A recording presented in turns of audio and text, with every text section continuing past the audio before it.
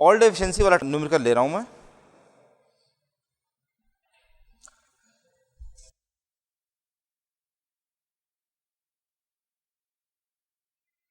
हाँ, ज़्यादा वोल्टेज मिलने के, दैट्स ट्रू।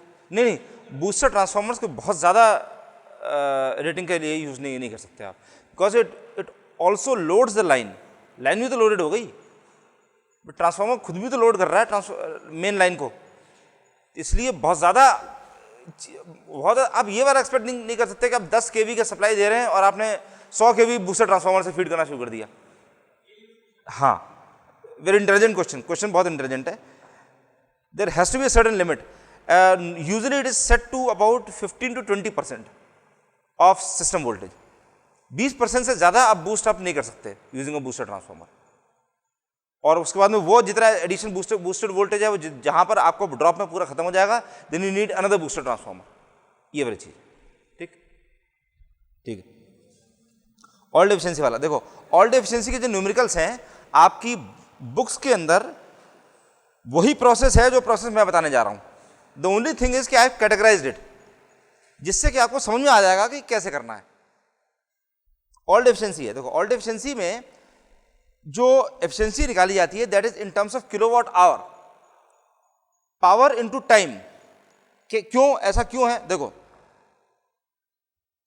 अगर आपने खाली output power upon input power करके एफिशिएंसी आपने अगर निकाली तो उसमें प्रॉब्लम क्या होती है कि स्ट्रीट लाइटिंग वाले ट्रांसफार्मर जो हैं उनका दिन भर में आउटपुट कितना होता है? 0, और रात भर आउटपुट कितना होता है? मैक्सिमम। ठीक है, तो इस तरह से अलग अलग ट्रांसफार्मर्स अलग अलग टाइम पे अलग अलग तरफ लोडेड होते हैं। अब तो आपने खाली निकाला आउटपुट अपॉन इनपुट, तो ये चीज़ काफ़ी नहीं है, क्योंकि वो चीज़ अगर आप दिन में अप्लाई कर रहे हैं तो आपकी वैल्यू कुछ और आ रही है, एफिशिएंसी बहुत कम आ रही है, मतलब यूजलेस है, तो आप क्योंकि बेसिकली आउटपुट 0 है। और अगर आप रात में निकाल लें तो आपको लॉसेस बहुत ज़्यादा मिल रहे हैं। तो अलग अलग टाइम पर अलग अलग चीज़ें हैं। प्लस इसके अलावा आयरन लॉसेस हैं, कोर लॉसेस किस में होते हैं? कोर के अंदर। कोर के जो लॉसेस होते हैं they are proportional to voltage, और जो कॉपर लॉसेस होते हैं they are proportional to current. तो जितना लोड बढ़ता जाएगा उतना कॉपर लॉसेस बढ़ते जाएंगे, लेकिन core losses they will remain constant, वो हमेशा होते रहेंगे उतने। ट्रांसफार्मर से एक बार जो बनाए जाते हैं वो ये सोच के बनाए जाते हैं कि एक बार बना करके अगर लगा दिया गया तो वो फॉर एवर रन करता रहेगा, उसके अंदर कभी भी उसको बंद करने की जरूरत नहीं पड़ेगी। ये चीज़ है।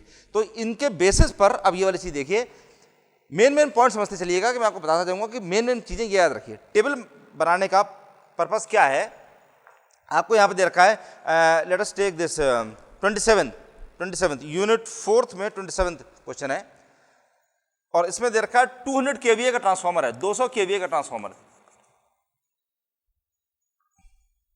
इसमें ये दिया हुआ है for 8 hours in a day. Table बनाने आप शुरू करते हैं। ये कहता है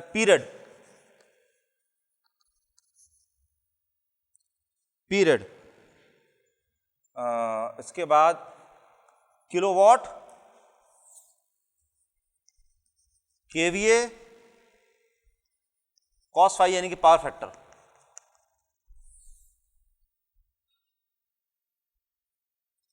इसमें लिखा है 8 hours in a day, load is 160 kilowatts. 8 hours, 8 घंटे के लिए 160 किलोवाट एट 0.8 pf। 0.8 pf। देखो खाली आप ये वाला काम कर रहे हैं, जो जो वैल्यूज आपको दे रखी है उनको केवल टेबल में लिखते जा रहे हैं बस।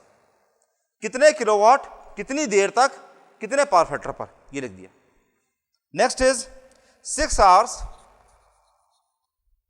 Load is 80 kilowatts at unity power factor 1.0, 1 power factor. Remaining period runs on no load, remaining time no load. तो लोडिंग खाली इतनी देरी हो रही है 6 और 8 यानी कि 14 आवर्स के लिए लोडिंग हो रही है, 10 आवर्स तक कोई लोडिंग नहीं है।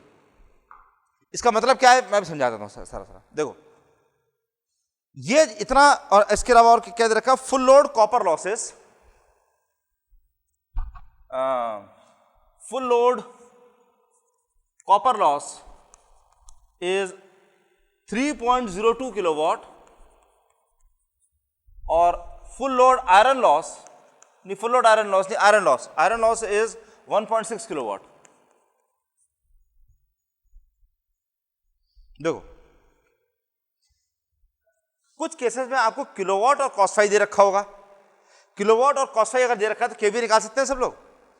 ये ध्यान रखिए कि केवीए किलोवाट और कॉस फाई में रिलेशन क्या है। अगर ये केवीए है तो ये किलोवाट है और ये फाई है, तो kilowatt is equal to KVA cos phi. ये फॉर्मूला समझ में आ गया सब लोगों को। Kilowatt is equal to KVA cos phi.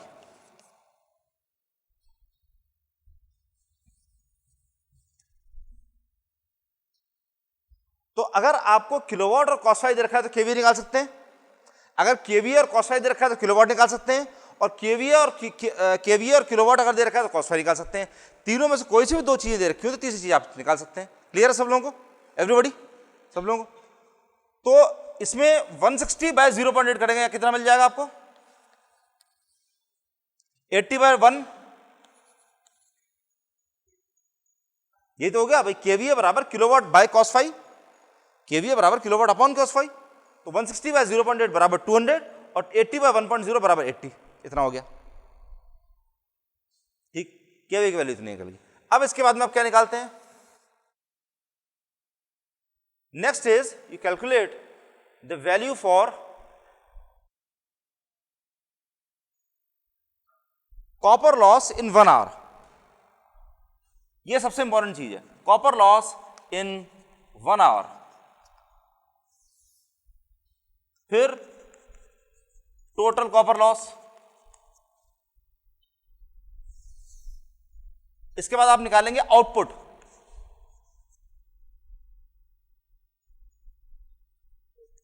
Total output.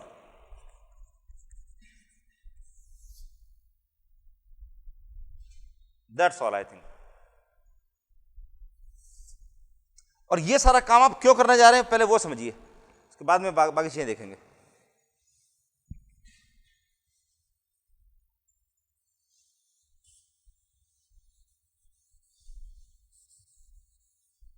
किताबों के अंदर जो न्यूमेरिकल सॉल्व करे हुए हैं ऑल डे एफिशिएंसी के, उसमें कई सारे स्टेप्स आपको क्लियर नहीं होते कि ये स्टेप्स कहां से आ गए और क्यों ऐसा करा गया है।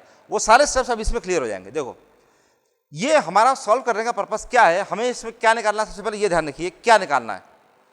All day efficiency, all day efficiency,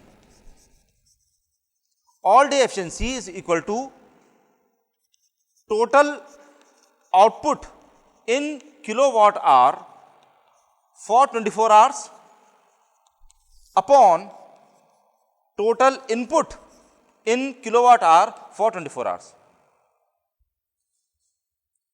एक 24 घंटे के अंदर, एक दिन में 24 घंटे में किलोवाट आवर में, यानी कि kilowatt multiplied by hour. Energy सब लोग निकालने जानते हैं, एनर्जी मीटर के कैलकुलेशन सब लोगों ने कर रखे हैं। एनर्जी की जो कैलकुलेशन है उसके बेस पर किलोवाट कितना था और घंटे कितने थे, उसके हिसाब से आप आउटपुट निकाल सकते हैं। 160 किलोवाट कितने घंटे तक था? 8 किलोवाट। कितना हो गया? 16 into 8, 6 48, 1280। So this total output in kilowatt hour 1280, और यहां पर कितना हुआ? 80 किलोवाट फॉर 6 आवर्स, 480। टोटल कितना निकल के आता है?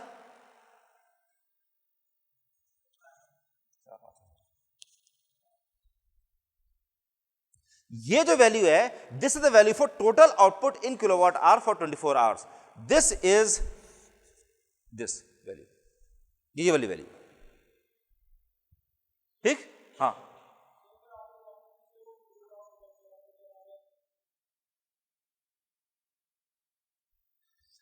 चौबीस घंटे में कुल मिला के आउटपुट केवल 14 घंटे आ रहा है। 24 में से 14 घंटे ही आउटपुट दिया जा रहा है। ठीक, इसमें आप ये कह सकते हैं कि there was another third step, 14 hours kilowatt zero. समझे? Kilowatt zero, this was zero, dash dash dash, जो कुछ भी है, तो this was zero. It's like this, ये चीज है।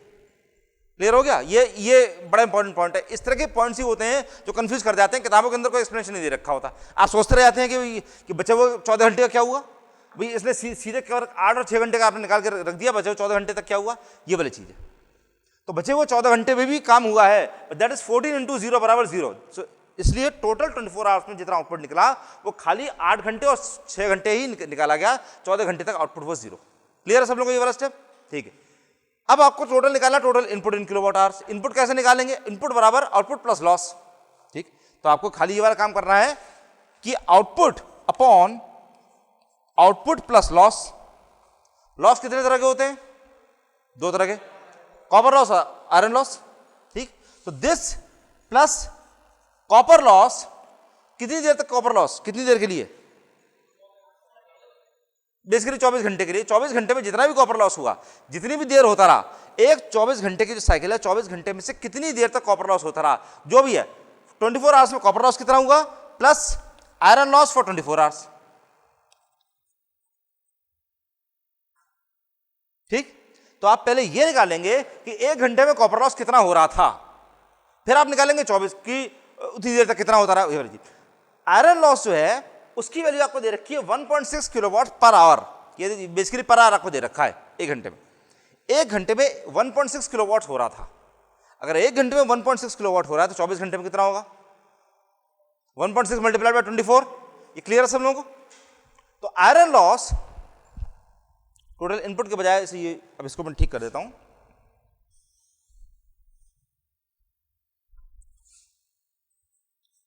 आउटपुट फॉर 24 मैं इस तरह लिख रहा हूं, this is output for 24, output for plus 20, output for 24 plus copper loss for 24 hours plus iron loss for 24 hours. ठीक, iron loss for 24 hours, this is equal to 1.6 multiplied by 24। 1.6 कहां से आया? यहां से आया। 1.6 आपको दे रखा है। कुछ केसेस में आपको 1.6 नहीं दिया होगा, ये दे रखा होगा कि टोटल लॉस इतना है, टोटल लॉस 4 किलोवाट है और transformer is operating on maximum efficiency. अगर आपको ये दे रखा है तो इसका मतलब कॉपर लॉस और आयरन लॉस दोनों बराबर है। मैक्सिमम एफिशिएंसी में कॉपर लॉस और आयरन लॉस दोनों बराबर होते हैं, उसका हमने डेरिवेशन किया हुआ है। ठीक, अगर आपको कहीं भी ये दे रखा हो, you can, if you want you can write down this point.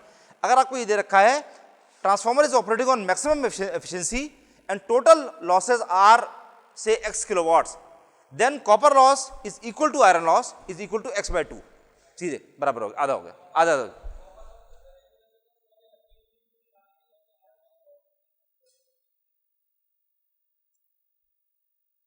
Output भी वेरिएबल है, लेकिन हमने निकाला 24 घंटे के लिए ही। 24 घंटे में से ये वाली बात दूसरी कि 10 घंटे तक 0 था,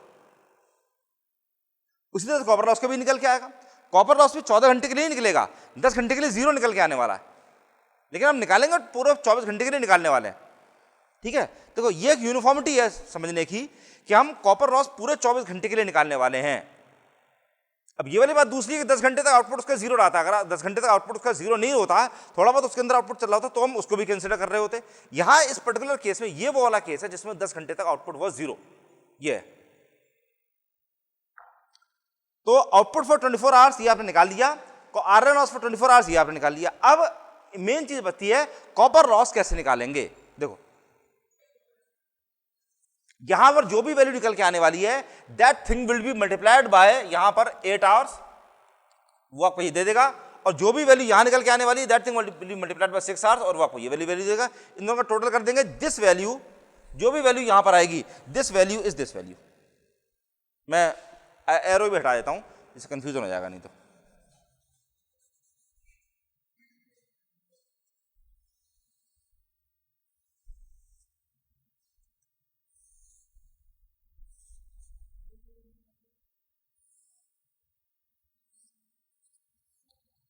देखो copper loss in 1 hour, this is equal to 3.02 multiplied by 200 upon 200 square whole square. Since copper loss is proportional to square of the current, और स्क्वायर का करंट का मेजरमेंट यहां पर आपका केवीए ही है, या तो वोल्टेज स्पेसिफाइड होता है या केवीए में स्पेसिफाइड होता है? करंट में स्पेसिफाइड नहीं होती है, तो इसलिए केवीए स्पेसिफाइड है। 200 अपॉन 200 स्क्वायर कैसे? This 200 is this 200, this 200 is this 200। जितना ट्रांसफॉर्मर की जो टोटल रेटिंग है वो नीचे आएगी। ट्रांसफॉर्मर की जो टोटल रेटिंग इन केवीए जो है that will be the denominator, और इन 8 घंटों के लिए, जिन 8 घंटों के लिए कॉपर लॉस निकालने जा रहे हैं, उन 8 घंटे तक केवीए कितना दिया गया था, दैट केवीए, वो केवीए यहां पे न्यूमरेटर में आएगा। उसके हिसाब से अगर आप यहां का निकालेंगे तो कितना आएगा? This will be 3.02 multiplied bye 80 upon 200 square, simple 80 upon 200 square, ये चीज है 80 अपॉन 200 स्क्वायर। ठीक, ये तरीका है। तो दिस 80, ये 80 कहां से आया? केवीए के।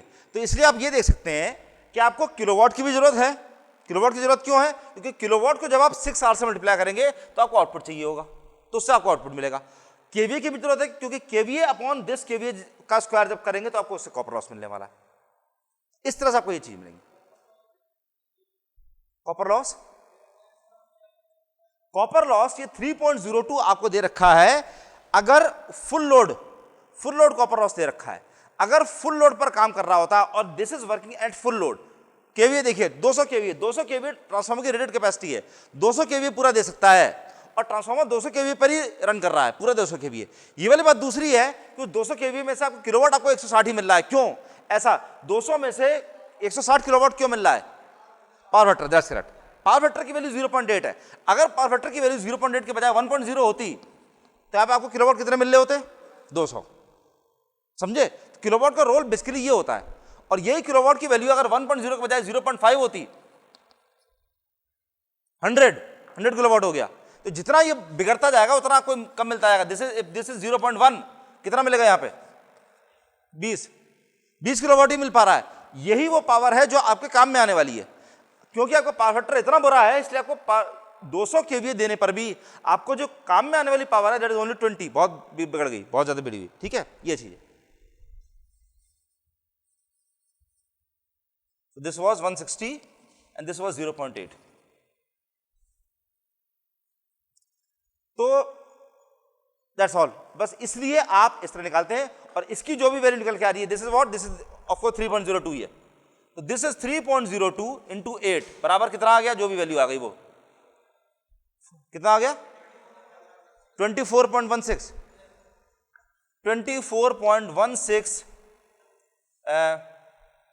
Kilowatt hour. 3.02 इंटू 80/200 स्क्वायर, इसकी वैल्यू कितनी आ रही है? इसकी वैल्यू 2.9 है किलोवाट आवर। तो टोटल की वैल्यू कितनी आ रही है? This will be 27.06 kilowatt hour. तो कॉपर लॉस की वैल्यू हो गई 27.06 किलोवाट आवर। आयरन लॉस की वैल्यू कितनी हो गई? 38.4 किलोवाट आवर, और आउटपुट फॉर 24 आवर्स 1760, इसकी वैल्यू 1760। इस तरह से आपको ऑल डे एफिशिएंसी निकल जाएगी। ठीक, ऑल डे एफिशिएंसी निकालने का तरीका बेसिकली ये है। That's all.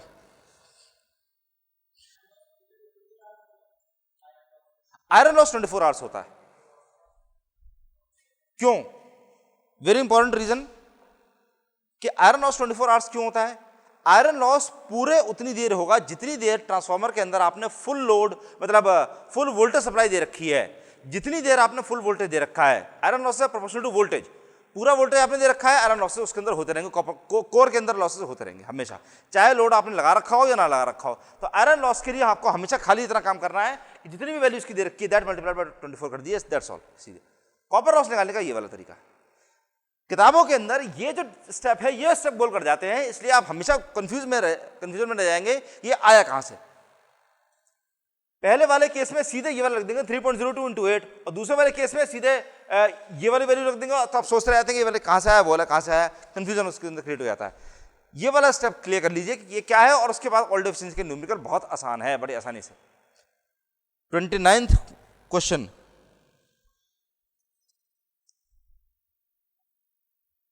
29th question, 29th में इस तरह दे रखा है 8 AM to 1 PM, कितने घंटे हो गए? 8 बजे से 1 बजे तक कितने घंटे हो गए? 5 घंटे, ठीक।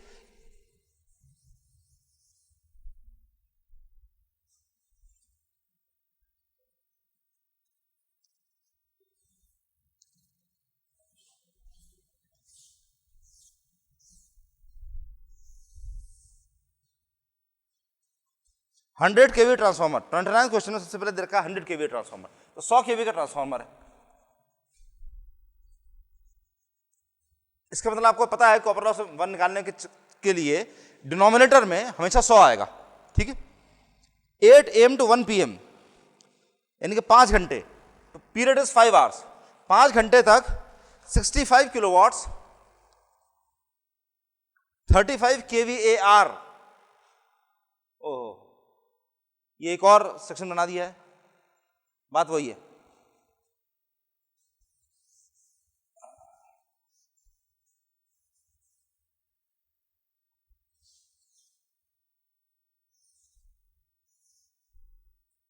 किलोवाट अगर ये है, केवीए ये है, केवीएआर ये है।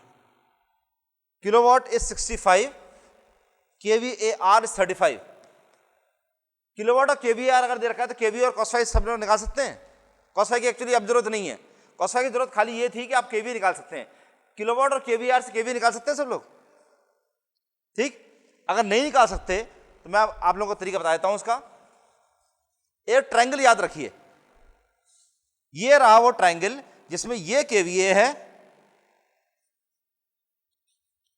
ये किलोवाट है, ये केवीएआर है और ये फाई है।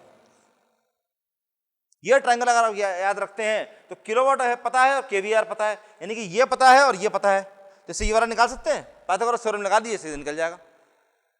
तो this is equal to 65 square plus 35 square under root. बस अलग अलग तरीके दे रखे हैं उसी चीज को निकालने का, और कुछ भी नहीं है इसके अंदर।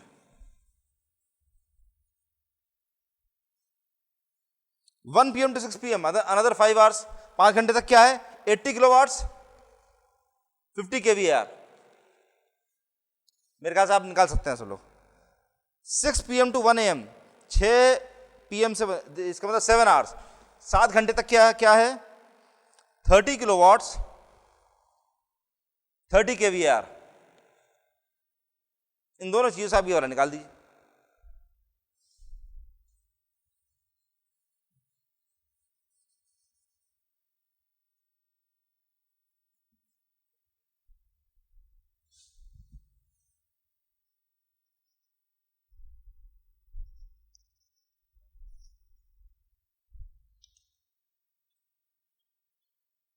So this is 65 square plus 35 square का under root, this is 80 square plus 50 square इसका अंडर रूट, और this is 30 square plus 30 square इसका अंडर रूट।